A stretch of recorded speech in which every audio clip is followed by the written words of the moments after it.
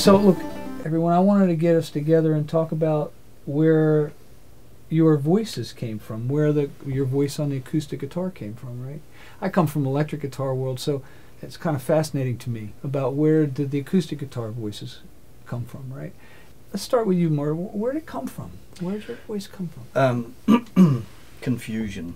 I grew up in the folk revival, the English folk revival, which of course was massively influenced at the same time by blues music. So I was listening to Martin Carthy, of whom more later, and at the same time I was listening to Blind Willie Johnson, old-timey banjo players, massively influential on me. Also loads of Irish music and loads of Scots music. And my idea was that I would glean as much as I possibly could from all of those places. And I sat down to learn to play and realised that actually what I wanted to be was an impressionist, not an impersonator impressionist, but an impressionist like a painter, if you like. I would try and play like somebody for a bit, you know. So I learned a million Mississippi John Hurt tunes and things like that. I just said to myself, right, I'm going to work on this, and in no time flat, I went, okay, I don't want to be Mississippi John Hurt or Clarence Ashley, or definitely not Martin Carthy. I didn't want to be anybody that I knew. And so the next thing was I found myself playing and not sounding like anybody else. And particularly, you know, taking the slide and playing things that hadn't been done with a slide before. Because I had a banjo immediately after getting the guitar. And I was listening to people like Bert Jansch, for instance, who obviously wasn't always using standard tuning, and David Graham and Martin Carthy, these guys were using different tunings. So I went, well, what are they using? And I played the blues, so I started playing in open major tunings. Then I got the banjo, and the banjo, you just retune it pragmatically. So, you know, you want a different sound, you tune the second string up a half step, you've got a suspended fourth tuning. You can do that on the guitar. It's exactly parallel to Dadgad, for instance. It's a suspended fourth, you know. And so I started doing that, and then realised that, of course, you can do whatever you want with the tunings on the guitar. And every time I've come up with something that I thought was actually mine, you know, this is my tuning. Yeah, right. Then you look at the banjo and you go, oh yeah, well that was done by Burl Hammonds, you know, a million years ago. In the 1700s. Exactly, yeah, exactly. He used exactly the same tuning that I just invented. Yeah. What's up with that? So it's all been done before. Yeah. There's a great Joni Mitchell story that you know about that exact subject, right? Well, if the story is true, which I hope it is, she got one of these VG, this virtual guitar thing, which she uses about 50 different guitar tunings.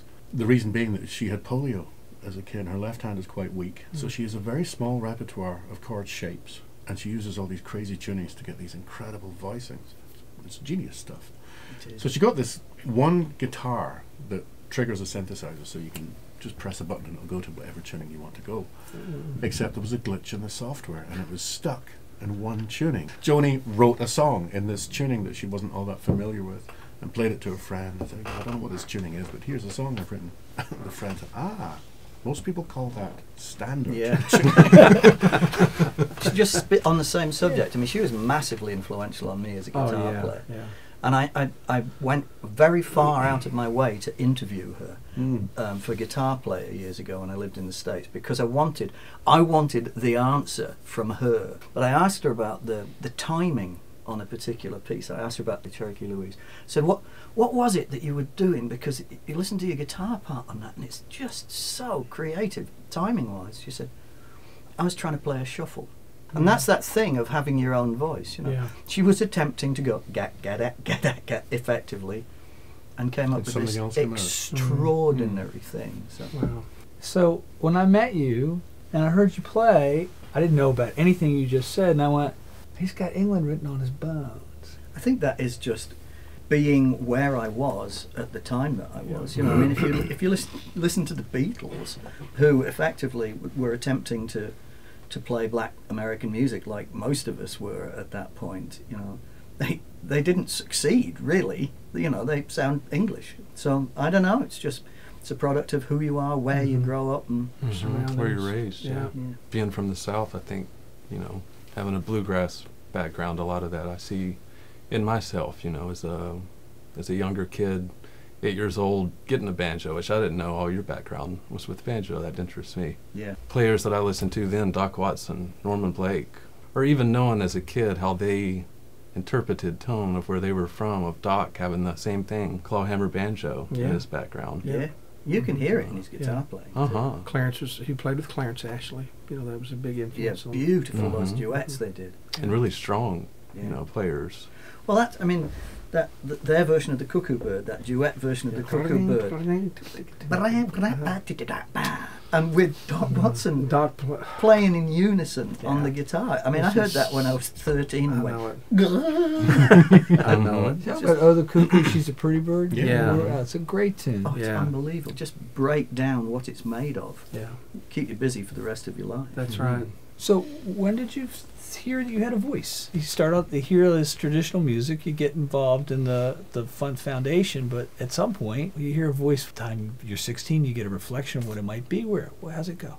A great musician, Randy Howard. I would go, like, I didn't have a lot of guitar help, a lot of teaching, but I would go to him maybe once a month. My dad would take me up to Nashville, and he would teach me something. We would video it, and I would come back and play it a little bit different than what he would teach you, you know. And the first few times he was like, well, it's not quite the way that we went over it. And it's like, oh no, you know, I've done it this way so many times. This is what stuck in my head. And I think he finally realized that that's just the way I hear it. That's just, I don't know, So that's my way of being okay with teach in the end. I think it inspired him, you know. Did he graduate you somehow? Did he say, I've taught you what I need to teach you? I've never told you this, but the one cool thing that he told me, and it was probably, Randy passed away 97, Yeah.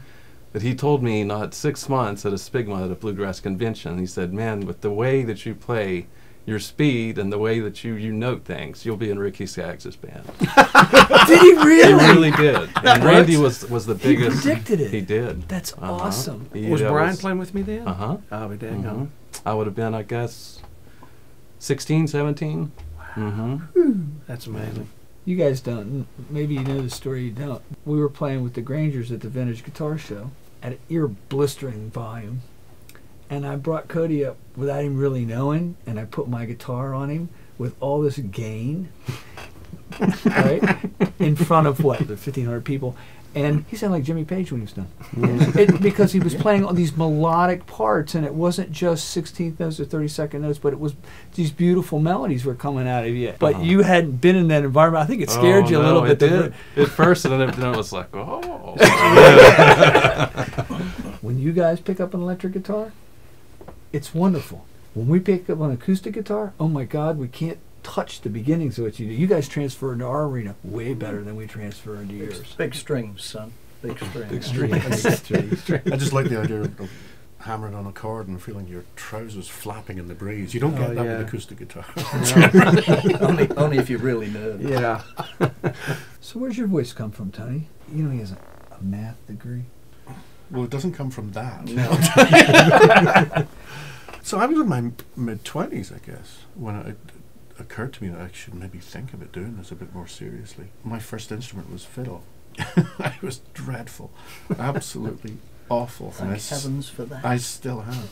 My father got me a mandolin and a flat pick, and I was off to the races with that. But all the time I wanted a guitar. So by the time I got the guitar, I was already playing tunes. I was a tune player, not a particularly good one, but I played tunes. So immediately I got the flat pick and started playing jigs and reels, Irish dance music, on the guitar. I used my thumb like a flat pick, right? I don't know how that happened. It's amazing. Do it. I The know terror that. of nature. I don't do it in this tuning. So retune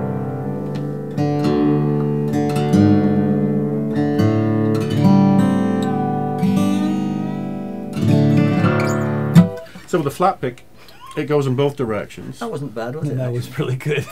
10 seconds. These are great tunes. Yeah, new tuners. Yeah, your ear has nothing it's to hardly do with rocket science to have a flat pick going in both directions. So it occurred to me, you've basically got one growing out of the end of your thumb. Not many of us do.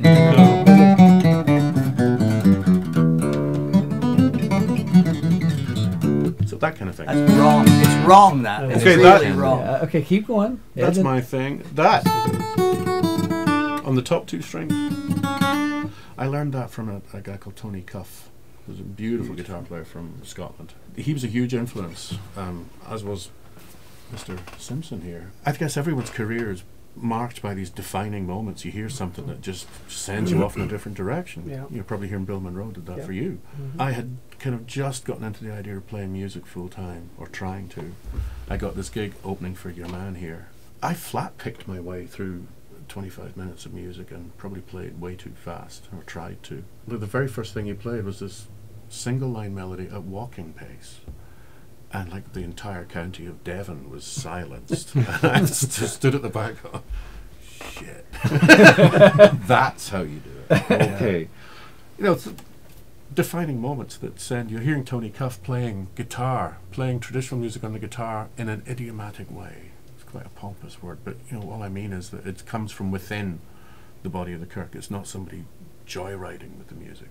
It's traditional music. He happens to play the guitar. That's how I like to think of myself. I'm a traditional musician. I happen to play the guitar. So was there a moment where you thought you had your own voice? You went, oh, what's that? I guess arranging dance music, fingerstyle. When I was flat picking, I thought, yeah, okay, I'm trying to sound like Paul Brady, I'm trying to sound like Artie McLean, I'm trying to sound like Gaughan. I guess you put the three of those together and it sounds like me. But fingerstyle, just playing dance music with the ornamentation that you would hear on fiddles, flutes, or even arranging ballads, listening carefully to how someone would sing the thing. It's not just a question of articulating a melody. Like,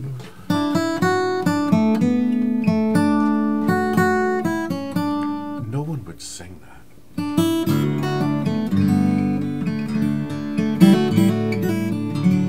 It's all ornamented.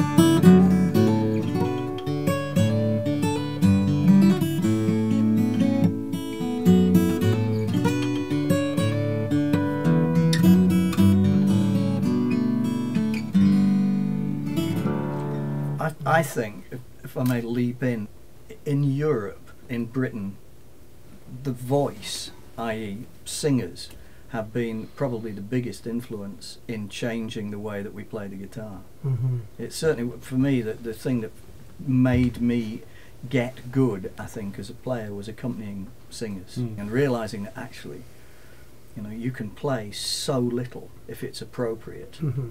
And I honestly, when I look around and see young players that are really, really good, they have the technique, they have the touch, but they have no clue about how to quit playing, how to stop how playing. to edit.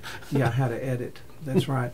Because they've sat in front of, you know, a computer and they've watched this stuff and they've learned how to play it, but they haven't test-driven it out on a stage with a singer.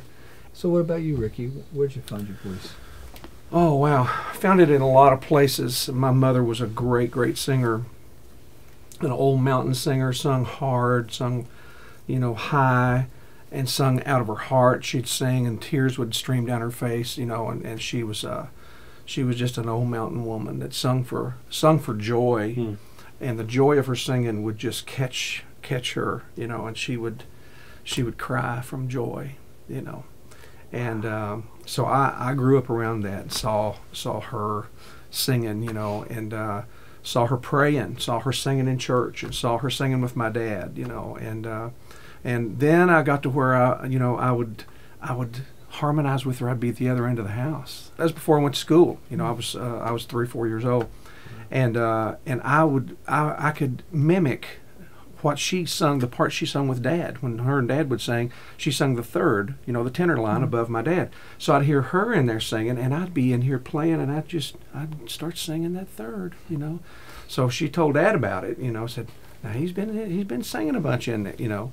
And so Dad bought me a mandolin when I was 5 and stuck it in my bed. It was one of those little pint-sized mandolins that he bought at the pawn shop for $5, you know. And that was my first feel of wood and steel, you know. I mean, just putting that around my hand, and how It's a great beautiful that felt, you know. It felt so at home, but yet it was so new, you know. Gosh, how could something feel at home and it, Yeah. and it'd be brand new to you. I remember you the know. smell of that first mandolin. Oh, yeah. Watching my dad play guitar, watching Bill Monroe.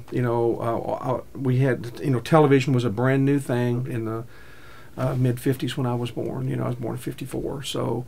We were seeing Flat Scruggs on TV. Stanley Brothers would be on TV. Different country groups, Porter Wagoner. You'd hear the Opry on the weekends on the radio. So there was all kinds of variables there, but of music.